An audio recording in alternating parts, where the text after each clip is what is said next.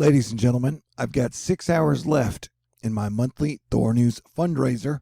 So if you'd like to contribute to keep THORnews up and running, to bring you the best information possible, you can make a contribution through my snail mail, my PayPal, my Venmo, my CashApp, and this will be in the information link in the video below. And with that, let's take a look at the signs in the heavens. And it has been interesting. Over the last few days, we've had multiple geomagnetic storms. We now have 2 new sunspots, AR2807, AR2806. We've got tons of auroras, and we have a Mars and Pleiades in conjunction. Tonight, when the sun goes down, step outside and look up. Mars and the sisters, the beautiful, talented sisters of the Pleiades, are having a beautiful naked eye conjunction. The closest they'll be until 2038. The conjunction is easy to find among the bright winter constellations of Orion. And I went for a walk last night, and Orion was looking pretty magnificent. But yeah, we were in a deep solar minimum, and the sun has been trying to break out of it and wake up. It fell back asleep for a minute, and we got hit with that major winter storm of mid-February. And now you can see the sun is starting to freak out again. Look at these filaments really just popping off and going crazy and nuts on the edge of the sun as our 2 sunspots roll into view. This one has been popping off solar flares, and this one has been popping off solar flares. Kind of the weaker A to C class variety, but look at those little tongues. It's like they're trying to communicate with each other or high five or something. I don't know, man. The sun is filled with mystery. And there are no experts on the sun. And personally, I think solar maximums are way more interesting than solar minimums. Because it's like if you have a girlfriend, if she's just sleeping, that is not as fun as when your girlfriend is awake. I hope that was a proper analogy.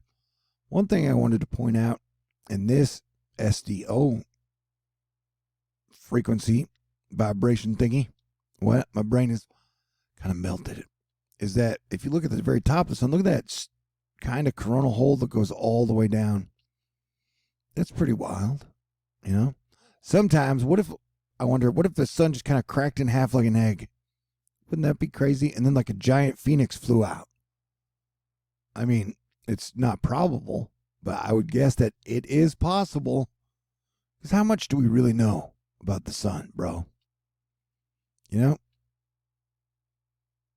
Anyway, it is exciting to see the sun waking up because, you know, shit gets crappy during solar minimums, and then everything starts to improve as we head towards solar maximums.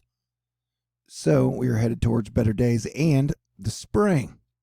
Asteroid Fight Club still kicking ass. We had an asteroid pass us by 0.2 lunar distances, but did not hit or harm anyone. So that is good news. We've been getting hit by multiple G-class geomagnetic storms in March, and so expect the earthquake and volcano activity to continue to increase. Plus, the auroras have been jaw-droppingly incredible, and I'm always impressed with auroras, and they remind me of the magic of the divine architecture of God, personally. So even in these dark and crazy times, the auroras always bring me hope. And if you're allergic to hope, I wonder what you're doing here at THORnews. But I appreciate you being here, and sometimes we just drop our jaw in awe at how magnificent the heavens are. One aurora photographer out there noted that the colors and the pinks and the purples in the auroras from the last few nights were as impressive as anything they'd seen in the last solar maximum. So that's a good sign. It's so beautiful. I love those colors. How about you? But you know, there's a lot about our sun and our solar system that we don't understand. And I would even guess there's a lot about the sun and the solar system our government doesn't always tell us the truth about. Here we're looking at a mock green flash. You get a strange, weird flash of green over the sun sometimes when it sets. And people are always like, hey, what is that? Why is it doing that? People take guesses. Nobody really knows. And ladies and gentlemen, how do you feel about palm trees on Mars? Question mark, asterisk, question mark, exclamation point. Yeah, it's by Hanno Falk from his sofa in Flenberg. Apparently, these are photographs of Mars and what looks like what could be trees or palm trees. And I want to tell you again, I think Mars is super duper weird. I mean, why else would they have sent like 60 straight robots to a dead planet over the last 60 years? And at times feel like ignore our own planet. And why is like Elon Musk so obsessed with building new cities on Mars when all of our cities on Earth are falling apart? Plus, if you go back and watch the videos from the 40s, or the films, in the 40s and the 50s, the 60s, man, they used to say they thought they could see canals and trees and lakes on Mars, but that all changed as we got into the 70s and 80s. And personally, I guess I'll always be looking at Mars with kind of a screenwriter skeptical science fiction eye. But these things apparently don't cast shadows, so they may not be palm trees. But with all the technology we have, I still think we should be able to put like a GoPro on the orbiters and take like 4-minute clips of this shit and then send it back to us so you could actually watch live versions of Mars or semi-live, instead of the multiple photographs we get or 5-second images. But then think of it this way. They could put GoPros around the moon, up at the moon, and you could have a 24-hour live feed. And they don't. You could do that with Earth also. I don't know. Space agencies are weird. From the photographer, he wrote this. I watched a movie on ARD Alpha last week called A Travel Guide to Mars, with lots of interesting pictures. Some gullies on Mars canyons look almost like palm trees, but this is just imagination, and they don't cast shadows.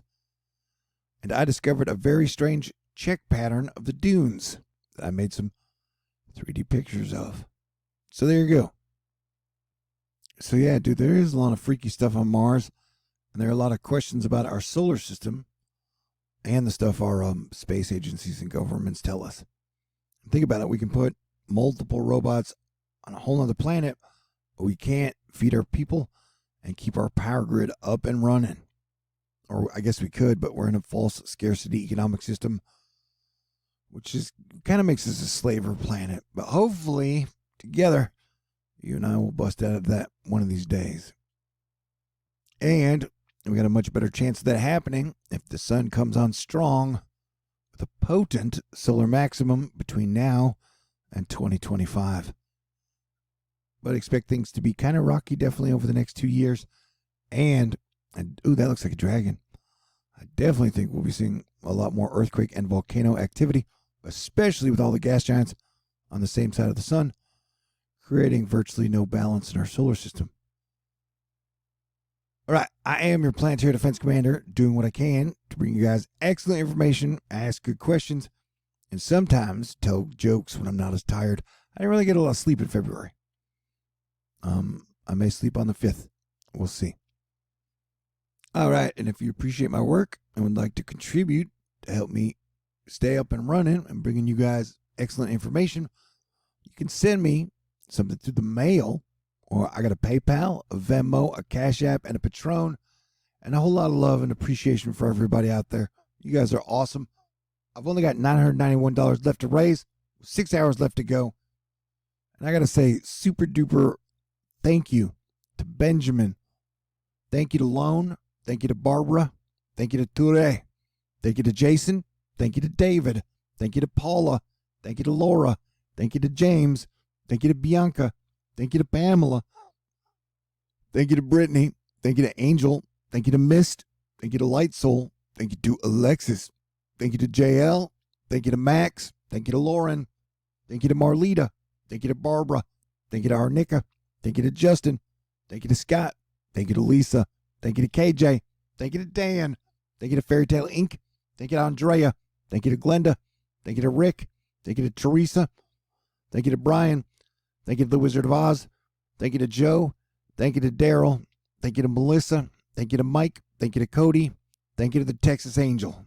You guys are amazing, incredible, and fantastic. I greatly appreciate y'all. And I am hoping and praying that March will be best month we've had since like 2019, and that April will be even better, and then we launch into a super fun sun, because gosh knows we deserve it. So until then, hang in there, stay cool, and God bless everyone, and let us live long and prosper together, and may the force be with us always. Stay cool.